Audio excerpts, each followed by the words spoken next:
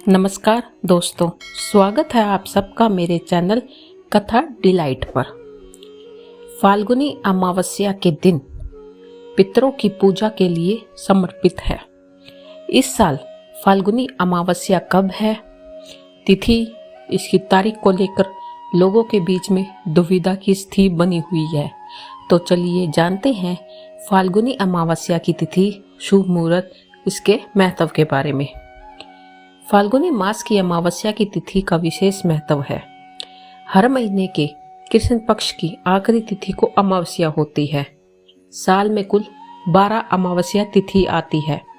इस दिन तीर्थस्थल और पवित्र नदी में स्नान, दान और श्राद्ध कर्म करने का विधान है। इस साल फाल्गुनी अमावस्या 9 या 10 मार्च 2024 कब है, इसको लेकर बहुत दुविधा की स्थिति बनी हुई है। पंचांग के अनुसार फाल्गुनी अमावस्या की तिथि 9 मार्च के दिन शनिवार को शाम 6:17 से शुरू हो रही है, जो 10 मार्च को 2:29 पर समाप्त होगी।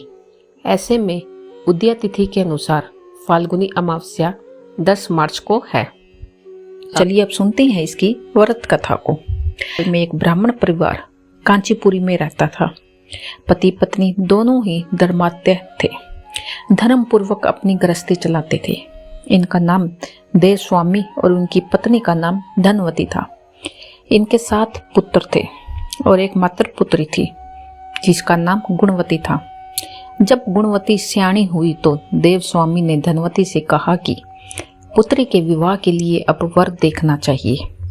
ब्राह्मण ने अपने छोटे पुत्र को बहन गुणवती की कुंडली दी और कहा कि ज्योतिषी से इनकी कुंडली दिखवा लाओ, जिससे गुणवती के विवाह की बात आगे चल सके। ज्योतिषी को कन्या की कुंडली दिखाई पड़ी। उसने बताया कि विवाह होते ही कन्या विधवा हो जाएगी। ज्योतिषी की यह बात जब ब्राह्मण परिवार को मालूम हुई तो वो बहुत ही दुखी हुए और इसका उपाय पूछा। ज्योतिषी ने बताया, हे ब्राह्मण, सिंहपल द्वीप में एक पतिव्रता महिला रहती है जिसका नाम सोमा धोबिन है। यदि कन्या की शादी से पहले सोमा अपने घर आकर पूजन करे, अपना आशीर्वाद दे, तो यह दोष दूर हो जाएगा। ब्राह्मण ने अपनी पुत्री गुणवती को अपने सबसे छोटे पुत्र के साथ सिंह द्वीप भेज दिया। दोनों भाई बहन सागर किनारे पहुंचकर उसे पार करने के बारे में विचार करने लगे। जब समुद्र को पार करने का कोई रास्ता नहीं मिला तो दोनों भूखे प्यासे एक पीपल वृक्ष के नीचे आराम करने लगे। पेड़ पर घोंसले में एक गिद्ध का परिवार रहता था। उस समय घोंसले में सिर्फ गिद्ध के बच्चे थे। वह सुबह से भाई बहन की बातों और क्रियाकलापों को देख रहे थे। शाम के समय जब गिद्ध की माता बच्चों के लिए भोजन लेकर घोंसले में आई तो बच्चों ने पेड़ के नीचे लेटे भाई बहन की सारी कहानी अपनी माता को बताई।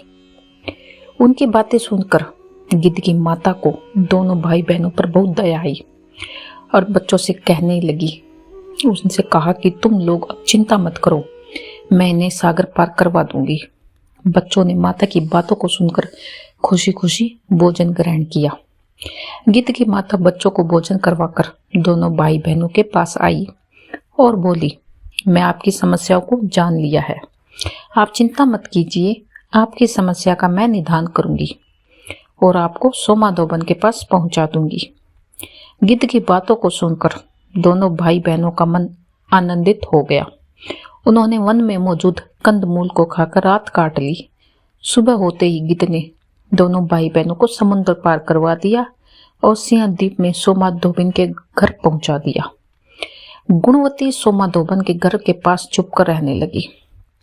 हर दिन सुबह होने से पहले गुणवती सोमा का घर लीप दिया करती थी। एक दिन सोमा ने अपनी बहुओं से पूछा कि प्रतिदिन सुबह हमारा घर कौन लीपता है। बहुओं ने प्रशंसा के लोभ में कहा कि हमारे अलावा यह काम और कौन करेगा। लेकिन सोमा को बहुओं की बातों पर भरोसा नहीं हुआ। वह जानने के लिए पूरी रात जागती रही कि कौन है जो हर दिन सूर्योदय से पहले घर लीप जाता है। सोमा ने देखा कि एक कन्या उसके आंगन में आई और आंगन लीपने लगी। सोमा गुणवती के पास आई और उससे पूछने लगी, तुम कौन हो, क्यों हर सुबह मेरे आंगन को लीप कर चली जाती हो। गुणवती ने तब अपना सारा हाल सोमा से कह डाला। गुणवती की बातों को सुनकर सोमा ने कहा कि तुम्हारे सुहाग के लिए मैं तुम्हारे साथ चलूंगी। सोमा ने ब्राह्मण के घर जाकर पूजा किया, लेकिन विधि का विधान कौन टाल सकता है। गुणवती का विवाह होते ही उसके पति की मृत्यु होगी।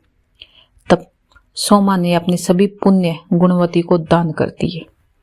सोमा के पुण्य से गुणवती का पति जीवित हो गया, लेकिन पुण्यों की कमी से सोमा के पति और बेटे की मृत्यु हो गई। लेकिन सोमा ने अपना घर छोड़ने से पहले बहुओं से कह दिया था कि मेरे लौटने से पहले अगर मेरे पति और बेटों को कुछ होता है तो उनके शरीर को संभाल कर रखना। बहुओं ने सास की आज्ञा को मानकर सभी के शरीर को संभाल कर रखा। उधर सोमा ने सिंहलीप लौटते हुए रास्ते में पीपल के वृक्ष की छाया में विष्णु जी की पूजा कर 108 बार पीपल की परिक्रमा की। इसके पुण्य के प्रभाव से सोमा के घर लौटते ही उसके पति और बेटे दोनों ही जीवित हो गए। इसलिए मौनी अमावस्या व्रत करने वाले व्रतियों को यह कथा सुनकर पीपल की 108 बार परिक्रमा जरूर करनी चाहिए और भगवान विष्णु सहित शिव जी की भी पूजा करनी चाहिए। धन्यवाद।